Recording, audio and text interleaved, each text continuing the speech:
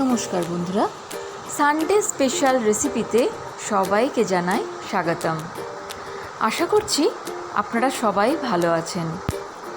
আজকে আমি শেয়ার করব আপনাদের সাথে কাঁচকলার কোপ্তাকারি। এই রেসিপিটি গরম গরম ভাতের সাথে খেতে দারুণ লাগে। আবার যে কোনো নিরামিষ দিনে কাঁচকলার কোপ্তাকারি থাকলে আর কিছুই লাগে না। কাঁচকলার কোপ্তাকারি এই রেসিপিটি শুরু করার আগে আপনাদের কাছে আমার অনুরোধ রইল আমার এই ভিডিওটি স্কিপ না করে শুরু থেকে শেষ অবধি দেখার। তো চলুন শুরু করা যাক।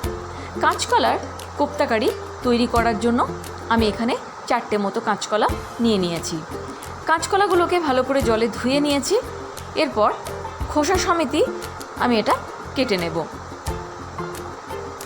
এইভাবে মাঝখান থেকে দুভাগ করে এটা কেটে নিতে হবে। কেটে নেওয়ার পর প্রেসার কুকারে কাঁচকলাগুলোকে পরিমাণ মতো জল আর সামান্য পরিমাণ মতো হলুদ গুঁড়ো দিয়ে আমি এটা সেদ্ধ করে নেব। আমি এখানে 2টো সিটি দিয়ে কাঁচকলাগুলোকে সেদ্ধ করে নিয়েছিলাম। কাঁচকলাগুলো দেখুন সেদ্ধ করা হয়ে গেছে। এরপর খোসাগুলো ছাড়িয়ে নেব।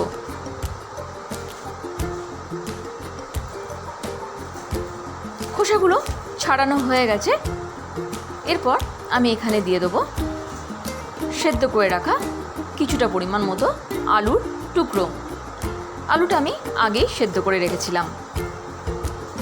এরপর আমি এখানে দিয়ে দেবো বড় চামচের 3 চামচ মতো বাটা মটর ডাল। মটর ডালটা আমি আগেই বেটে রেখেছিলাম। এখানে আমি দিয়ে দিলাম সামান্য পরিমাণ মতো থেতো করা আদা বাটা, আর দিয়ে দিলাম সামান্য পরিমাণ মতো কালো জিরে, দিয়ে দিলাম স্বাদ অনুযায়ী নুন, আর স্বাদের ব্যালেন্সের জন্য এখানে আমি দিয়ে দিলাম সামান্য পরিমাণ মতো চিনি। এরপর সবটা আমি খুব ভালো করে মেখে নেব। এখানে আমি বেসনের পরিবর্তে মটর ডাল ব্যবহার করলাম। মটর ডালটা এখানে ব্যবহার করলে কোপ্তার স্বাদটা আরও দ্বিগুণ হয়ে যায়। মাখাটা খুব ভালো করে মাখতে হবে যেন কোনো দলাভাব না থাকে।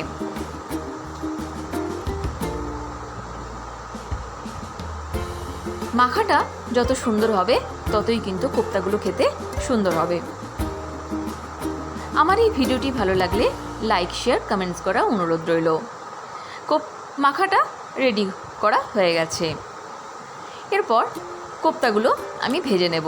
তার জন্য দিয়ে দিয়েছি পরিমাণ মতো সাদা তেল। তেলটা গরম হয়ে গেছে। গ্যাসের ফ্লেমটা মিডিয়াম রেখে কোপ্তাগুলো আমি এখানে লাল করে ভেজে নেব।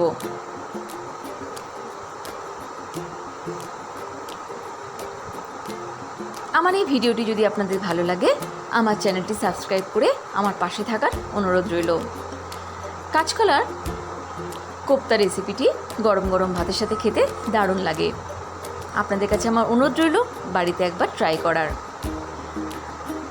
কোপ্তাগুলো আমার এক পিঠ লাল করে ভাজা হয়ে গেছে, অপর পিঠও আমি লাল করে ভেজে নেব। কোপ্তাগুলো এখানে লাল করে ভালো করে ভেজে নিতে হবে যেন ভেতরটা কাঁচা না থাকে। কোপ্তাগুলো ভাজা হয়ে গেছে। এরপর একটা পাত্রে তুলে নেব। তো দেখুন সব কোপ্তাগুলোই কিন্তু আমি লাল করে ভেজে নিয়েছি। এরপর এখানে আমি একটা মশলার পেস্ট বানিয়ে নেব। তার জন্য নিয়ে নিয়েছি সামান্য পরিমাণ মতো গোটা জিরে, কিছুটা পরিমাণ মতো টমেটোর টুকরো, আর কিছুটা পরিমাণ মতো আদার টুকরো।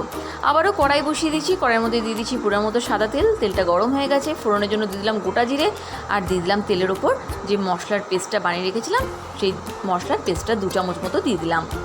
আর দিয়ে দিলাম পরিমাণ মতো হলুদ গুঁড়ো, দিয়ে দিচ্ছি এখানে 1 চামচ মতো ধনে গুঁড়ো, আর দিয়ে দিলাম সামান্য পরিমাণ মতো লঙ্কার গুঁড়ো। আমি এখানে সামান্য পরিমাণ মতো লঙ্কার গুঁড়ো দিলাম, ওই 1/2 চামচ মতো। আপনারা যে যেমন ঝাল খান সেরকম মতো ঝালটা ব্যবহার করবেন। এখানে মশলাটা খুব ভালো করে ভেজে নেব। মশলার সাথে আমি সামান্য পরিমাণ মতো জল দিয়ে আবারও মশলাটা ভালো করে কষে নেব যতক্ষণ না তেল ছেড়ে আসছে ততক্ষণ মশলাটা ভালো মতো কষে নেব। মশলাটা ভালো মতো কষানো হয়ে গেছে। এরপর আমি এখানে দিয়ে দেবো স্বাদ অনুযায়ী নুন, আর স্বাদের ব্যালেন্সের জন্য দিয়ে দেবো গুড়ের ডাস্ট।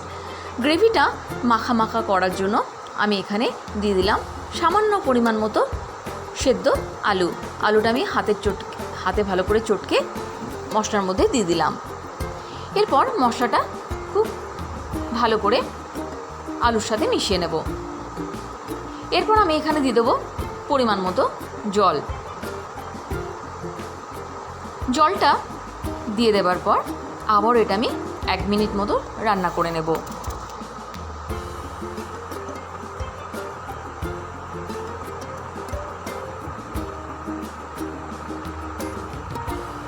তো 1 মিনিট পর দেখুন এটা একদম ফুটে গেছে। এরপর আমি এখানে কোপ্তাগুলো দিয়ে দেব।